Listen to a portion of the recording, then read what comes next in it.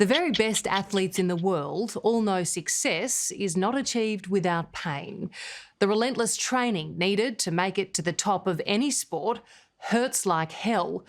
But the agony Australia's backstroke golden girl, Kaylee McKeown, has endured is much more than physical. 3 years ago, on the cusp of her Olympic debut, her dad, Sholto, died. The heartbreak of losing him could so easily have ended Kaylee's swimming career.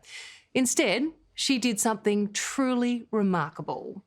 As Nine's Sylvia Jeffries reports, Kaylee turned her sorrow into a superhuman strength.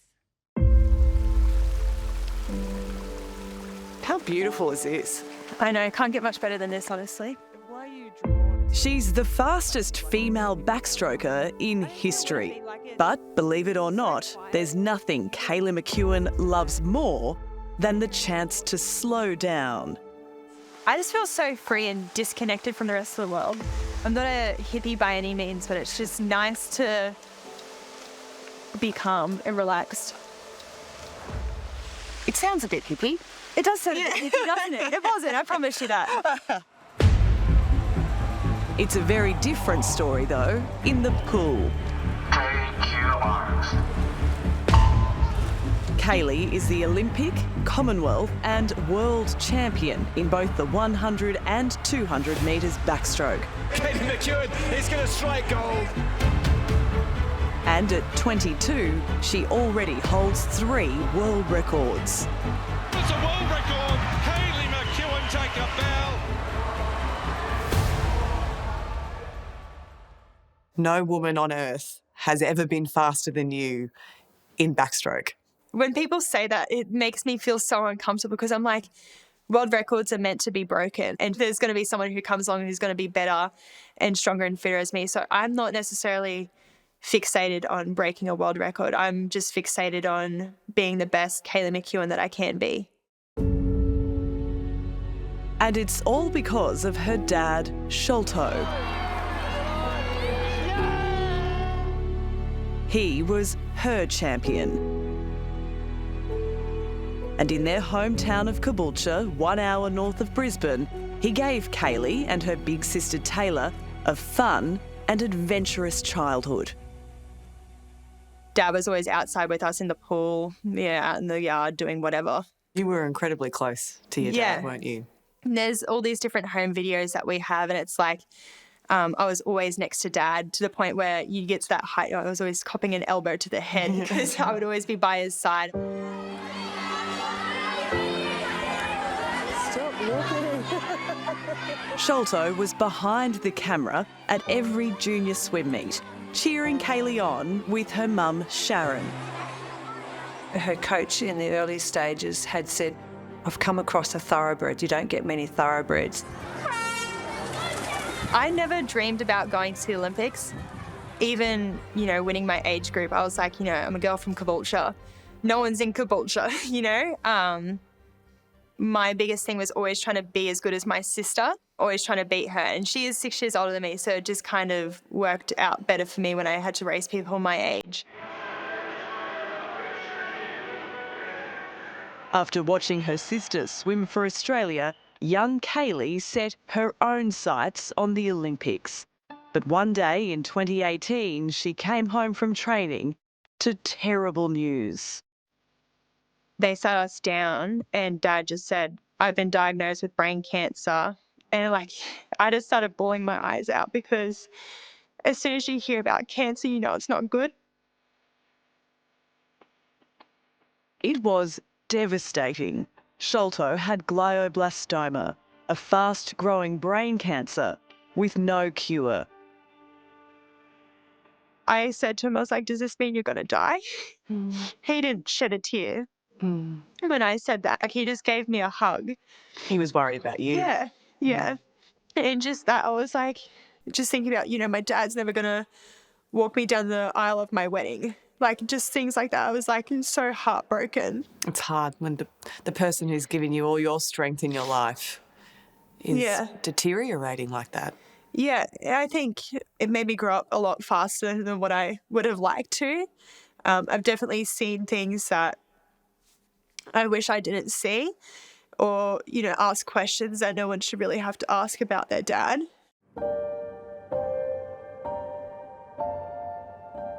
It's hard yakka, but he wouldn't want us to be miserable, and he would always want us to, move on. In August 2020, Sholto died. Take your marks. Underway the 200 backstroke for women. But despite her pain, Kaylee took his advice. Instead of being defeated by her loss, she was driven by it. And the result was extraordinary. For Kaylee McKeown, she's back at that world record line right now. 10 months after Sholto's death at the Olympic trials, Kaylee won a ticket to Tokyo and a spot in history, breaking her first world record. Doing it for Dad, she's off to Tokyo in another individual swim. New world record, Kaylee McKeown. With that behind me and doing that tonight, I think he'd be really proud. And was he with you in that last 15 metres? Oh, he better have been, because it hurt a lot. The second Australian into this final is Kaylee McKeown, the world record. And when Kaylee got to Tokyo in 2021, she called on her dad again. He was all of my motivation. I remember sitting on pool deck before my 100 backstroke final, and I just kind of sat at the end and I just said to myself, I was like, Dad, if you're with me, be with me. And that's all I said.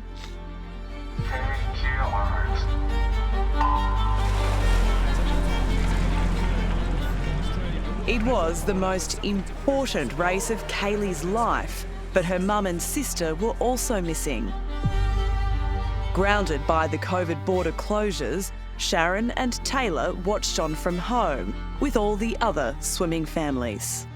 I remember someone had a kangaroo there and giving it to me and saying, use this as Sholto. So every time Kaylee was racing, I would cling on to him. Stroke for stroke, it looks as though Kaylee McKeown is going to strike gold. Kaylee clung to her lead and in record time turned her grief into gold. It's gold for Australia, an Olympic record, and history has been made by Kaylee McKeown. She came home so well in the last 15 metres. Did you feel his presence on that day the way she did? Certainly, to see her acknowledge him at the end of the race, I was like, it's so beautiful. She's just gone up there and absolutely smashed it. And the first thing she thinks of when she finishes the race is our dad. It only got better after the race with this moment of uncensored joy. What would you like to say to your mum and your sister for now? Fuck yeah, oh shit! Woo! Another reminder, she's her father's daughter. How do you think he would have reacted to the F yeah? I think he would have been the one saying it instead of me, to be honest with you. I really wish he could have been there to watch everything unfold, but I also don't think that I would have swum as well as I did if everything that happened before the Olympics didn't happen. I know I couldn't have done it. I can't think of any other athlete in any other sport that could do what she did at such a high level. So guys, pretty steady this morning. You're working with intensity. Michael Boll has been turning swimmers into superstars for decades. Kaylee joined his squad shortly after winning 3 gold medals in Tokyo. So you'd think coaching her would be easy. But as you'll see, the challenge now is working out how much faster the triple world record holder can go. Well, she said she doesn't want to be a one-hit wonder, but there's no chance really of that happening, is there? Oh, there's always a chance.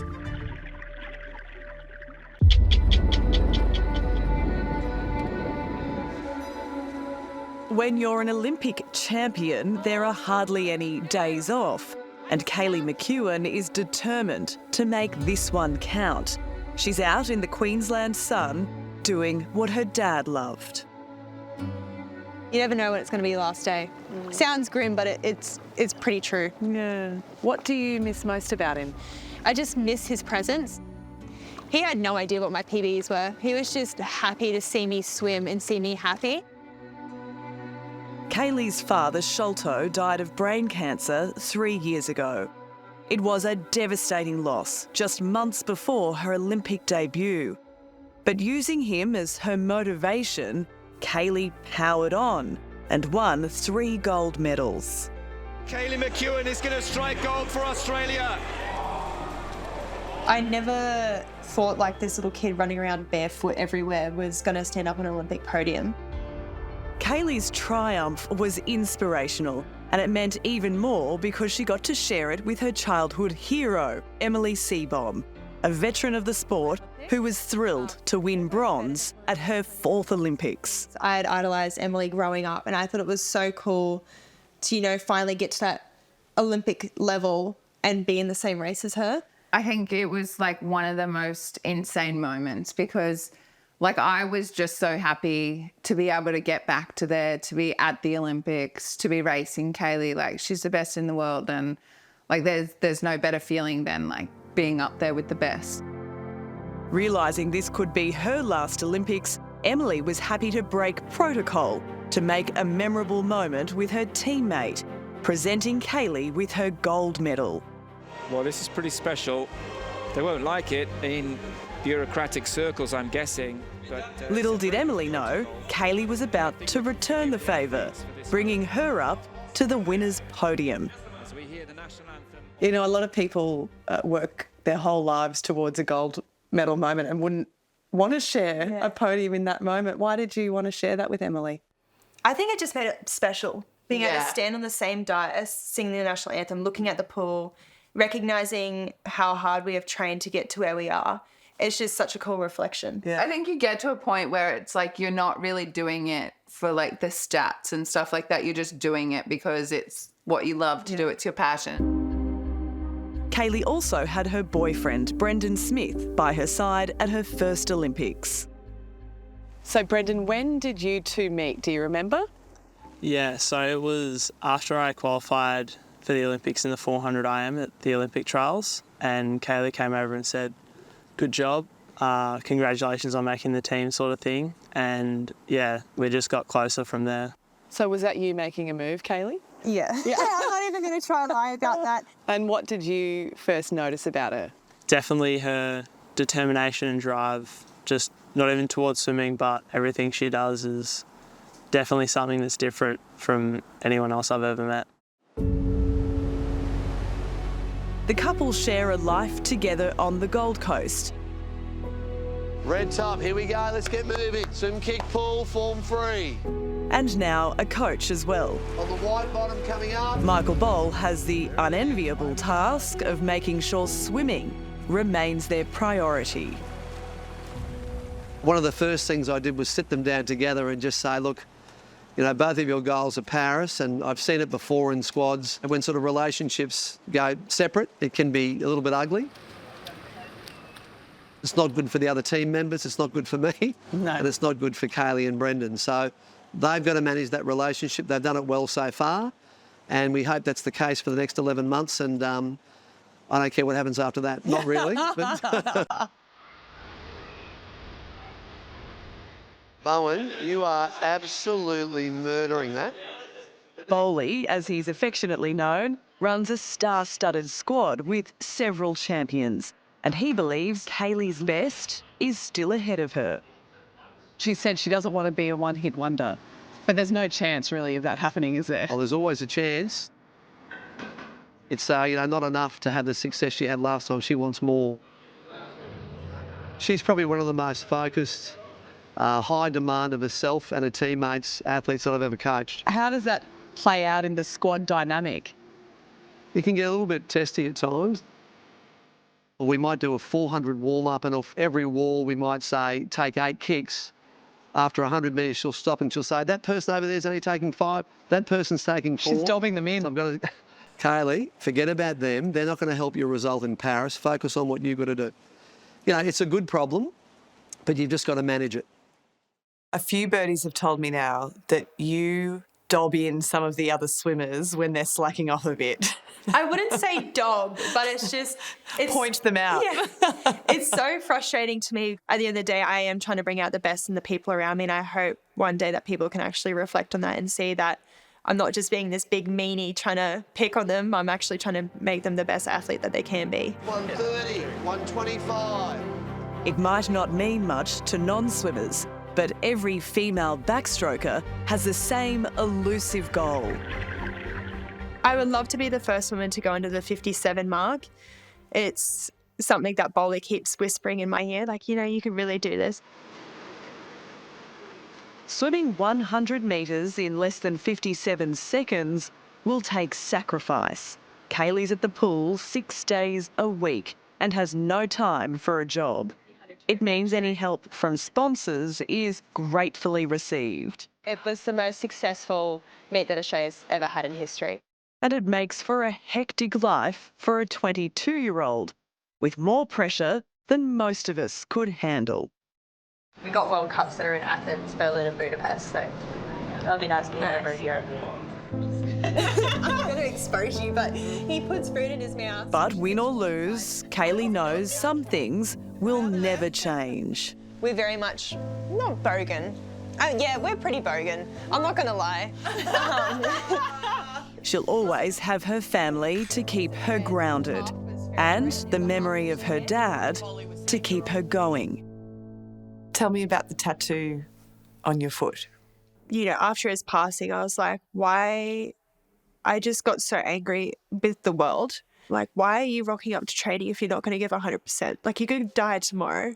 And something that he always said to Mum was, I'll always be with you. And I thought, what better way? Because when I get down on the blocks, I'm always staring at my feet, or when I'm getting up to set for a backstroke, so I'm always looking at my foot. It's another reminder of Dad. Yeah. Every time you take off. Yeah, exactly.